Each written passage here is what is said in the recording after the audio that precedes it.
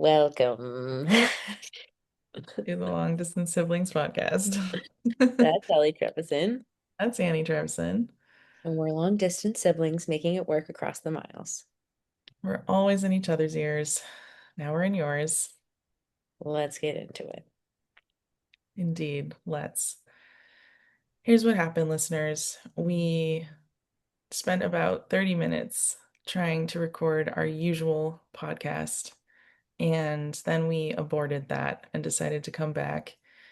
I've been having a big, wave of grief right now regarding my divorce, and I haven't really talked very openly about my divorce on the internet, and I've really struggled to know how to talk about it because I want to be respectful of my daughter's privacy. Obviously, I want to be careful. At the same time, it is a big part of my life. It is kind of the main thing in my life right now, and it's been the main thing of my weekend. So, Annie suggested that we just talk about that on this episode.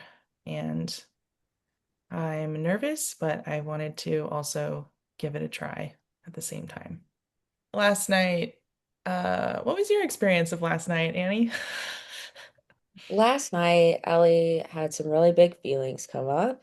Um, and I think I felt like really sad that I couldn't be there just to hold you while you were crying. And I really wanted to be able to hold you with my presence. I just really wanted you to know that whatever was coming up, whatever you were feeling was okay. And I feel like there was a point where like I just really knew that you were going to be okay. And I feel like it was at like your deepest sob and like your harshest things that you were saying. And you're like, I have to go to like go blow my nose or something like that. And I just like kind of chuckled to myself where I was just like, oh, like they're gonna be okay. Like this is so hard. Because I think also we're so close and there can be a part of me where I'm like, oh God, like, are they gonna be okay? But I really just felt like I felt like I could really tap into like our higher selves, like knowing that we're gonna both be looking back on this and be like, that was such a tough time that they're going through. And just that, like, both of us are going to be absolutely okay and past this.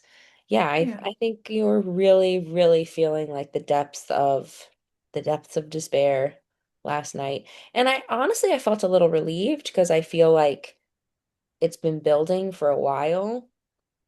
it is a really strange thing to have been the one to initiate this divorce, to be building the life that I have wanted for so long, to be feeling like more myself than I ever have, to be more free than I ever have, and to know that this is absolutely right for me, but also to be deeply, deeply heartbroken still, deeply heartbroken, and to have like such a deep longing that for a relationship that I put so much work and effort and time into. And I have never said this on the internet, but I still love him. Of course you do. Of course you do. And I was telling Annie, not for the first time, but I guess in a very dramatic way because I was sobbing and hyperventilating, um, that it is so hard to have a front row seat to seeing him move on so strongly,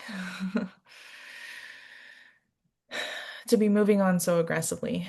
Um, is that a fair description? Yeah, that's Moving I on like it. aggressively. Yeah. Yeah. Which and yeah, and it's like Methinks you protest too much, or whatever the fuck that phrase is. Methinks Yes. you are moving on far too aggressively for it to be real. Yeah. And I do. I have a front row seat, and that is a really, really, really hard thing about having a child with someone that you are divorcing and or breaking up from. Because as Annie has been pointing out to me and reminding me, the divorce, which I have wanted so badly for this divorce to be finalized, it's not gonna end my ties to him. It's not going to allow me to stop having to interact, and to stop getting updates about his aggressive moving on. Yeah. I want to like share why my divorce is taking so long because I've gotten some comments on my YouTube channel asking like, well, why is this divorce taking so long? Are you arguing over money? And I would just like to put all the rumors to rest. We are not arguing about money. We have a child together, and obviously, she is very important, and what happens with her is very important. And so, the custody aspect is what has been making this divorce go on for so long. We figured out the assets and the money quite quickly. Yeah. It's basically been a custody war for the past year and a half. Hmm. Yeah. Mhm. Yes. And the other thing I think people don't understand about divorce, which makes sense if you haven't gone through it, you wouldn't know. It's just a very long process in general. Yeah. There's a lot of hurry up and wait that happens with it because there's paperwork on paperwork on paperwork, and you have to file certain things at certain times, and then you have to wait for the judge to like approve it, and then it gets sent back, and all of this has waiting periods. And then you have to remember that there's two lawyers that have to communicate with the two parties and then with each other. And a lot of times, lawyers, because they can afford to, go on vacation for long periods of time. They just, you know, they're working on another case, so they're not able to work on your case for a while. And being very vague here, but different people have different timelines, or I have been very eager to get this shit going. Yeah. The same cannot be said of the other party. Yeah. So that has been a big frustration for me. Personally, I would much rather have the legal things done as quickly as possible and then move on. Not everybody feels that way. And that's all I'm going to say about that. Yeah. A big part of my grief is facing my fantasy of what I have hoped for this relationship. And not just the marriage relationship, but also the co-parenting relationship. I went into this divorce thinking that we were going to be supportive co-parents. I just had a lot of ideas that have not come true, and I am still struggling to accept the reality versus the expectations. And we separated in July of 2022. So it feels embarrassing to be this far along and to still be struggling so much with the reality versus the expectations. I guess having that experience last night of all those really, really, really, really deep feelings come up that I was very surprised by. I was like, the hell? Like, I didn't know I still felt like this. Um, I guess it was a little sobering. It was like, okay, this is where I'm at. I don't want to be, but it's where I'm at. And I think I would rather be honest rather than pretending. So even though it does feel deeply embarrassing to be like, I'm almost 4 years into this process and I'm still having mental breakdowns over it. And I'm still struggling with accepting this reality rather than the expectations that I had and the fantasy that I was so committed to for so long and that I put so much time and effort and work into. Yeah, but I think that makes sense. I mean, you were together, we said this last night, but you were together for over a decade. You met this person when you were 20 years old, freshly out of your cult, and your brain developed around this person. I think, of course, it's going to take a while, some time to like detach and process all of this. And I think letting go of a fantasy is so much harder than letting go of the real person because the fantasy is who you were attached to the entire time. I can say that was true for my past really intense experiences with people. I would imagine, I think we've talked about that. That is true for you as well. And for a lot of people who are in toxic slash abusive relationships and who grew up the way that we did.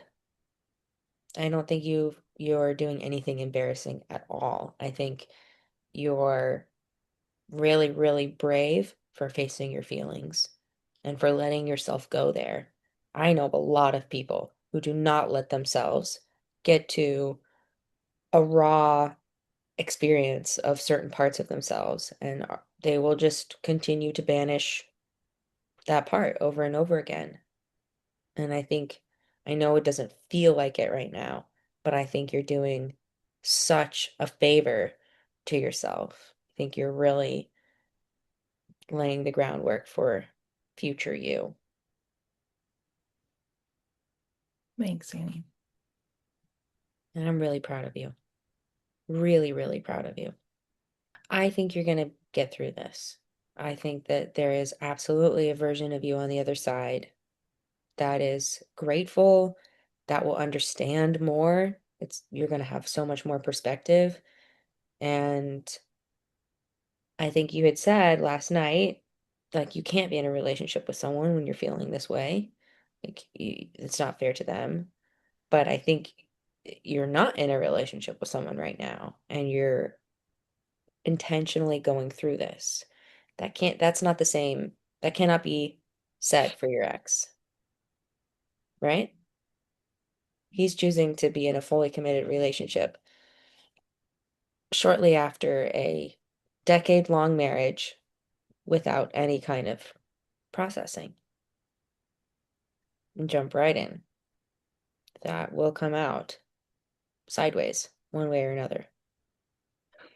To quote Robin Hood, but when, Clucky, when? I'm just like, Honestly, I I think feel like I feel like I don't ever get to be in a relationship of my own because I'm gonna be grieving forever. I know it feels that way right now, but no, not at all. You're you're still in it. You're still in it. And it takes a long time to process a over a decade long relationship. It would be a lot to ask of yourself right now. And you absolutely will. You absolutely will. ChatGPT told me I was ready for a relationship recently, and I think I gotta stop listening to that thing. Right. Right. I've been trying to quit ChatGPT. That is my biggest addiction, man. I know it's bad for me. I know it's bad for the environment. I feel guilty every time, but I still use that damn tool. I do too. I mean, oftentimes I'm like, what are you talking about? That's such bad advice. Jesus Christ. I registered for another one of those queer speed dating things. nice. and it's like the middle of March, and I haven't told you yet because I was saving it for the pod. And Oh, I was like, this is cool. gonna be great content. But like now, after my mental breakdown last night, I'm You're like, not getting in a relationship with any of those people. You're going on a speed dating thing. I know, but it just feels, I don't know. I feel like I don't Deserve deserve, it. Mm-hmm. yeah, to even go to that thing because of No, how, like, where I'm at right now emotionally. I'm that emotionally unavailable to the core. that's not true. That's not true. You are literally, by experiencing your emotions, you are allowing yourself to be emotionally available. You're making your emotions available to yourself and then to others. Part of being in a relationship with someone is not having all these big feelings about my ex. Like, it's about, like, can I be open to you as a person? That's what's fair. And you're creating room and space for other people by allowing yourself to feel and move through the emotions. You are not the emotions. The emotions are moving through you. You are a person that is experiencing grief and sadness and regret and longing and all of these things. Do you think it's weird that, like, literally the week before I had this breakdown, I was starting to feel a little bit ready for a relationship? Not that I was like, oh, I'm gonna go find one, but just that I was like, oh, I kind of feel open to that if I met the right person and if it developed slowly and naturally. I think it makes total sense because the part of you that's still connected is like, are you fuck off? Are you kidding me? No, this is what we want, you Oh, know? Like the part of you that's like younger and wants this is like, no, that sounds horrible. I want this, not that, this. I've I've put in all this work on it. You're telling me we can't have that? You're telling me I have to actually move on? Yeah, I bonked my glasses. it's okay. Yeah, it was absolutely a younger part of me last night. It was 2022 me. So Yes. what is that? 31? It was my 31-year-old self. The person that was newly separated and feeling like my heart was being ripped out of my chest. Yes. Yes, because I think it's you and I have experienced this, so I could be projecting. Tell me if it fits. But it's your identity. It's that, your part of you and your identity and your aliveness and just existing, like being a real person, is intrinsically connected to somebody else. And having to detach that and become you, inherently just you without him, is absolutely terrifying and devastating and feels like free fall to that part of you. There are Yeah. other parts. There are parts of you that are ready. There are parts of you that are like, that guy, oh my God, not that guy again. Are you kidding me? But the part that needs attention and care is the part that's like, no, I will disappear without you. Yeah. He has witnessed so much Yes. of me and my Yes. life. Yes. My entire 20s. There's this song that says I gave all my 20s to you. Was it I wasted my 20s on you? It was one of those. Is it? It's a SZA song, right? No, it's not. It's by Giveon. I'm not sure if I'm saying the artist name correct. And I'm not saying I wasted my 20s, but But a part of you feels that way. yeah, dude, yeah. Yeah. But either way, he had my everything. He had my absolute everything Yeah. for a decade of my life, a very formative decade where I literally deconstructed my entire faith, cut my dad off, learned to set boundaries with family and like figure out what I believed and who I wanted to be and all of that. Yeah. Because I didn't get out much, he was the person who saw all of that. He was the main person. Yeah. Do you want to talk about your experience of that? Of me being so isolated during that time? Oh, sure. I Well, thought your I thought that's stupid, what your face was saying. well, your stupid fucking ex was pitting Elly against me, was like, you shouldn't be talking to your, well, really isolated them from their family. Said, even though I'm trying to be respectful because of our shared little person that we love very much. Thank you. For that decade, even though his family was far from perfect, like all families are far from perfect, nobody's going to have a great, wonderful picture. But because ours was so pungent, I suppose, our family and what we were going through, and yeah, he was constantly in Ellie's ear telling them that they should not talk to me, that we were too close. Since breaking up with him, that has been a big part of us coming back together and becoming closer and working through things in our past, was because he wasn't isolating them socially. I mean, not socially, like familially with their family. He was extremely controlling of you in many, many aspects of your life, If all of that is true, since I can allegedly. neither confirm nor deny, um, isn't it embarrassing that I feel longing towards him and that I feel No, heartbroken? no, it makes so much sense. Of course, you feel that way.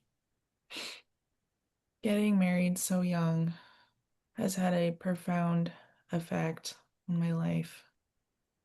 Yeah, up until this point, you still got a lot of life to live.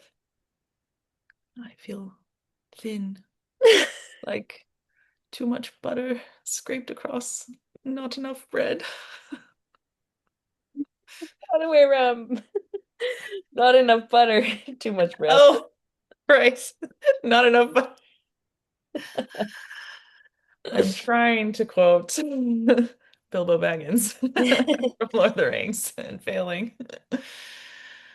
I know. I know I have a lot of life ahead of me. I'm 35, still alive, still kicking. Kicking, man, thriving. I love you, Ellie. I love you too, Annie. You have so many cool experiences in your future, and you have done so much in such a short amount of time. I know it feels like a long time, but it's really been a short amount of time in the grand scheme of things. You're killing it. Thanks, Annie. Thank you. I really couldn't do it without you. You totally could, but I don't want to. I don't want you to either.